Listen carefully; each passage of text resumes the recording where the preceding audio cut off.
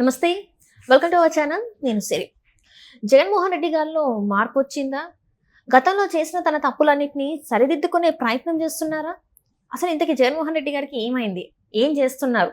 So ఈ అంశాన్ని మనకి వివరించడానికి మనతో పాటు ఉన్నారు ప్రముఖ సీనియర్ జర్నలిస్ట్ డాక్టర్ దుర్గవడ్లమణి గారు. నమస్కారం మేడం. నమస్తే అండి. మనం ఇప్పుడు చూస్తున్నట్టయితే జగన్మోహన్ రెడ్డి గారిలో మార్పు వచ్చిందని చెప్పేసి కొన్ని సంఘటనలు చూస్తుంటే అనిపిస్తుంది.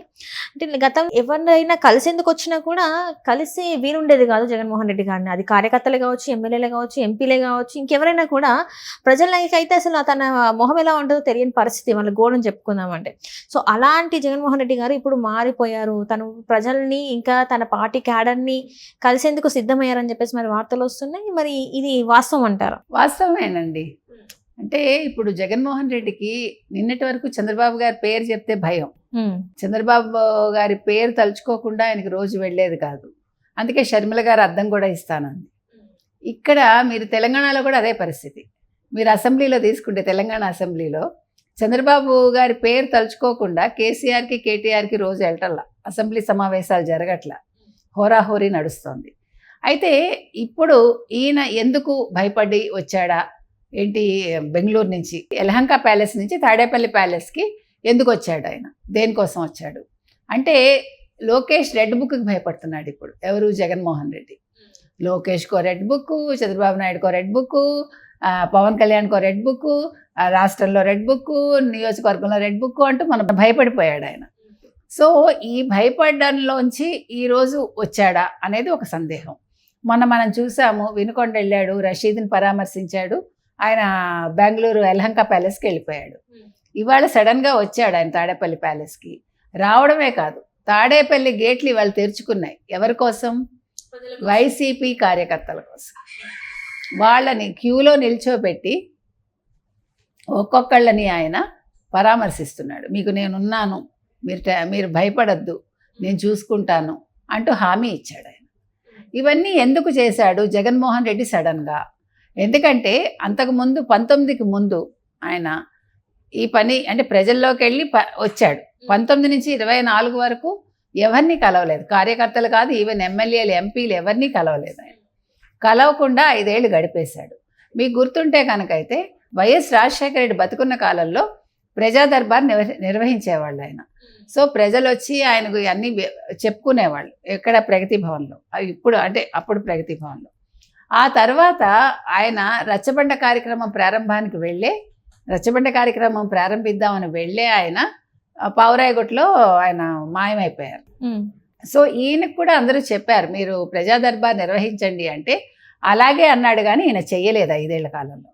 తర్వాత ఈ రచ్చబండ కూడా వాళ్ళు చెప్పారు, అంటే చేస్తాను, నియోజకవర్గాల్లో కూడా నేను నిర్వహిస్తాను అన్నాడు, కానీ జగన్మోహన్ రెడ్డి చెయ్యలేదు. అయితే ఇప్పుడు ఎందుకు చేస్తున్నాడు ఈయన? ఎందుకు సడన్గా కార్యకర్తలు గుర్తుకొచ్చారు అనేది ఒక ప్రశ్న. ఎందుకు వచ్చారంటే ఇప్పుడు అతను లోకేష్కి భయపడుతున్నాడు ఒక రకంగా, ప్లస్ ఇప్పుడు కేసులకు భయపడుతున్నాడు. అతను కాంగ్రెస్లోకి వెళ్ళాలని చూస్తున్నాడు, అంటే ఇండియా కూటమిలోకి చేరాలని ఎలాగైనా ప్రయత్నిస్తున్నాడు. ఇప్పుడు బీజేపీ దారులన్నీ మూసుకుపోయాయి. బీజేపీకి ఇతను సపోర్ట్ ఇస్తున్నాడు, కానీ బీజేపీకి అవసరం లేదు కదా. ఇప్పుడు ఓ పక్క తెలుగుదేశం ఉంది, ఇంకో పక్క జనసేన ఉంది, బీజేపీకి ఇతను అవసరం లేదు. మరి ఏం చేయాలి? రేపొద్దున కేసులు వస్తాయి, ఎలా తప్పించుకోవాలి? అతను నిజంగా అయోమయంగా ఉన్నాడు జగన్మోహన్ రెడ్డి చెప్పాలంటే. సో ఈ అయోమయంలోంచి ఎలాగైనా ఇండియా కూటమిలో చేరాలని ఢిల్లీ వెళ్ళి ధర్నా చేశాడు.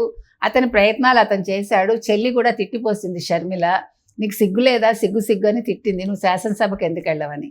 నేను శాసనసభకు వెళ్ళను, శాసనసభ సమావేశాలు పెట్టినప్పుడు నేను బయట మీడియా సమావేశాలు పెడతాను అని చెప్పాడు. అక్కడ శ్వేతపత్రం రిలీజ్ చేస్తే ఇక్కడ నేను శ్వేతపత్రం రిలీజ్ చేస్తానని చెప్పాడు. సో ఈ సమయంలో ఇతను ఇప్పుడైతే ప్రజల్లోకి వెళ్తాడని మనం అనుకోక్కర్లా. నియోజకవర్గాలు వెంటనే అయితే వెళ్ళడు అతను. మన లెక్క ప్రకారం అతను ఎప్పుడు వెళ్ళొచ్చు అంటే ఎన్నికలకు ముందు ఒక 6 నెలల ఏడాది ముందు మొదలు పెడతాడా, లేదు జనవరి నుంచి ఏమైనా అంటే ప్రజల దగ్గరికి వెళ్ళి ఈ సంక్షేమ పథకాల గురించి డిస్కస్ చేసి తన గురించి మాట్లాడతాడు అనేది మనం వేచి చూడాలి. అయితే నిన్నటి వరకు ఓడిపోయిన ఎమ్మెల్యేలని పరామర్శించలేదు, ఎంపీలని పరామర్శించలేదు, ఆయన కార్యకర్తల్ని పరామర్శించలేని మనిషి సడన్గా ఇవాళ అసలు తాడేపల్లి ముందు రక్షణ కవచాలన్నీ తీసేశాక సడన్గా ఇవాళ గేట్లు ఓపెన్ చేసి వీళ్ళని రప్పించటం అనేది అందరికీ కూడా చాలా చిత్రంగా ఉంది. అంటే జగన్మోహన్ రెడ్డి మారిపోయాడా? జగన్మోహన్ రెడ్డి ఎందుకు మారతాడండి? మారడు. కాకపోతే అతనికి రాజకీయం ఒక రకంగా తెలుసు. అంటే రాజకీయాల్లో అతను ధైర్యంగా ఎదుర్కోడు ఏది కూడా, అంటే నిలబడి అతను ఎదుర్కొనే ధైర్యం మాత్రం జగన్మోహన్ రెడ్డికి లేదు. కాకపోతే ఏంటంటే కుటిల రాజకీయాలు అంటాం చూడండి, వెనక నుంచి రాజకీయాలు చేయడం తెలుసు. సో ఇప్పుడు కార్యకర్తలను అడ్డు పెట్టుకుని ఇవాళ కార్యకర్తలు రానిచ్చాడని రోజు రానిస్తాడని ఏమీ లేదు. అంటే ఇది చూపించుకుంటాడు, గో నా దగ్గర కార్యకర్తలు రానిచ్చాను, నేను కార్యకర్తలతో మమేకమయ్యాను, నేను ప్రజల్లో ఉన్నానని చూపించుకోవటానికి maybe 1 or 2 days he may do like that అంతే. తర్వాత మళ్ళా మూసేస్తాడు. మళ్ళీ ఇప్పుడు ఏం చెప్తున్నారు, వారం 10 రోజులకోసారి ఆయన బెంగళూరు వెళ్ళి ఆయన రాజకీయ వ్యవహారాలు చూసుకుంటాడనే మాట కూడా వచ్చింది మనకి. కాబట్టి ఇవన్నీ కూడా అతను తన రాజకీయ ఎదుగుదలకి ఎలా తోడ్పడతాయి, ఎవరెవరిని ఎలా వాడుకోవాలి అనేది చూసుకుంటూ ఉంటాడనమాట. ఆ చూసుకోవటంలో భాగంగా ఇవాళ కార్యకర్తలతో మొదలుపెట్టాడు. మరి రేపు ఇంకా ఏం కొత్త ఎత్తుగడ వేస్తాడో మనం ఎదురు చూడాలి. ప్రతిసారి కూడా జగన్మోహన్ రెడ్డి గారు ఒక ప్లాన్ తోని వచ్చేస్తారు బయటికి ప్రజల్లోకి అని చెప్పేసి. అంటే లాస్ట్ టైం మనం చూసాను 2019 ఆ టైంలో ప్రజల్లోకి వచ్చారు పాదయాత్ర అని చెప్పేసి, వాళ్ళ చెల్లి కూడా పాదయాత్ర అని చెప్పేసి వచ్చేసింది. ఇప్పుడు కూడా ఇట్లాంటివి ఏమన్నా చేసి మళ్ళీ సింపతి గెయిన్ చేసుకొని మళ్ళీ ఇలాంటి మైండ్ గేమ్ ఆడి జనాల్ని మళ్ళీ తన వైపు తిప్పుకునే ప్రయత్నం చేస్తున్నారని అనుకోవచ్చు. మరి చేస్తాడండి. అయితే ఇప్పుడు అప్పటికి ఇప్పటికి తేడా ఏంటంటే, అప్పుడు చెల్లిని తీసుకొచ్చాడు ఆయన. ఈయన జైల్లో 16 నెలలు ఉన్నప్పుడు చెల్లి పాదయాత్ర చేసింది, అన్నగారి కోసం కష్టపడింది ఆవిడ. తర్వాత తల్లి కూడా రాజన్న రాజ్యం కోసం ఒక మా కొడుకుని ఆదరించండి అని అడిగింది. ఈయన కూడా ఒక్క ఛాన్స్ ఇవ్వండి అని అడిగాడు. సరే ఒక్క ఛాన్స్ ఇచ్చారు, ప్రజలు నమ్మి ఇచ్చారు. తర్వాత బాబాయ్ హత్య కేసు మనకు తెలుసు. బాబాయ్ హత్య కేసు పెట్టుకుని చంద్రబాబు నాయుడుని ఎంత బురద జల్లాలో ఎంత ప్రయత్నించారో అందరికీ తెలుసు. ప్రజలు కూడా అంటే ఆయన ఒక ఛాన్స్ అడిగాడు అని ఇచ్చారు, అంతే క్యాజువల్గా ఇచ్చినట్టు ఇచ్చారు. ఇచ్చినందుకు 5 ఏళ్ళు ఇచ్చినందుకు రాష్ట్రాన్ని ఒక 20 ఏళ్ళు వెనక్కి పంపించాడు ఈయన. మొత్తం ఊడ్చిపెట్టేశారు. ఇవాళ మనం పెద్దిరెడ్డి ఆగడాలు చూస్తున్నాం. 986 ఎకరాలు మొత్తం ఏంటి సకుటుంబ సపరివార సమేతంగా మొత్తం అందరి దగ్గర దోచేసుకున్నారు వాళ్ళు. ఉత్తరాంధ్ర చూసుకుంటే ఆయన ఊడ్చేశాడు, ఎవడు బొత్స. సో ఎక్కడికక్కడ ఎవరికి వాళ్ళు రాష్ట్రాన్ని ఎలా దోచుకోవాలి, వాళ్ళ నియోజకవర్గాలు కావచ్చు, వాళ్ళ ప్రాంతాలు కావచ్చు, ఎలా దోచుకోవాలో ఈ 5 ఏళ్లలో జగన్మోహన్ రెడ్డి అంటే ఆయన మంత్రివర్గం కావచ్చు, అప్పటి మంత్రివర్గం జగన్మోహన్ రెడ్డి కావచ్చు ప్రజలకు చూపించారు.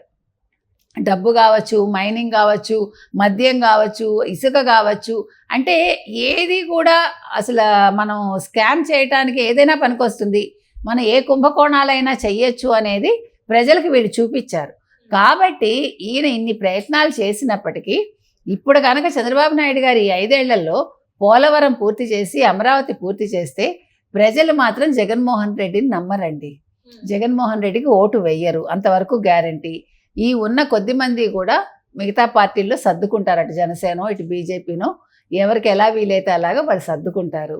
కాబట్టి ఈయన ప్రయత్నాలు అయితే ఈయన చేస్తాడు. Right madam, right. Thank you so much.